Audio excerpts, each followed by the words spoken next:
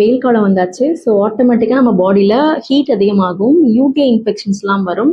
And heat ஸ்ட்ரோக்கும் நிறைய பேர் face பண்ணுவாங்க. கிட்னி ஸ்டோன்ஸு, பைல்ஸ் இஷ்யூஸு, இந்த மாதிரி சிம்டம்லாம் நிறைய பேர் ஃபேஸ் பண்ணுவாங்க.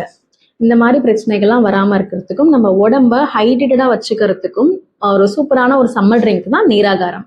பிஃபோர் 1950ஸ்லாம் மக்கள் இது அன்றாட வாழ்க்கையில் இந்த நீராகாரத்தை எடுத்துகிட்டு வந்தாங்க.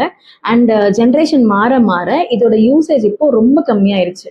ரீசெண்ட் ரிசர்ச்னு பார்க்கும்போது ஃபர்மெண்டட் ரைஸ் வாட்டர்னு சொல்லக்கூடிய அந்த நீராகாரத்தில் இருக்கக்கூடிய லாக்டோபேசிலஸ் பாக்டீரியா நம்மளோட கட் ஹெல்த்தை இம்ப்ரூவ் பண்ணுது அண்ட் இம்யூனிட்டியும் பூஸ்ட் பண்ணி கொடுக்குது. அண்ட் அடுத்த முக்கியமான பாயிண்ட், லிவர் கேன்சர் இருக்கக்கூடிய பேஷண்ட்ஸ்லாம் இருக்காங்க இல்லையா, அவங்களுக்கு இந்த கேன்சர் செல்ஸ்லாம் க்ரோ ஆகாமல் இது ப்ரிவென்ட் பண்ணுது.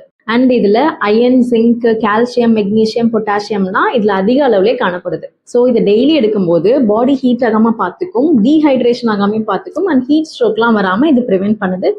ஸோ இந்த சம்மரில் ஐஸ் வாட்டர், கூல் ட்ரிங்க்ஸ்க்கு பதிலாக இந்த ப்ரோபயோட்டிக் ட்ரிங்க்னு சொல்லக்கூடிய நீராகாரத்தை டெய்லி எடுத்துக்கோங்க.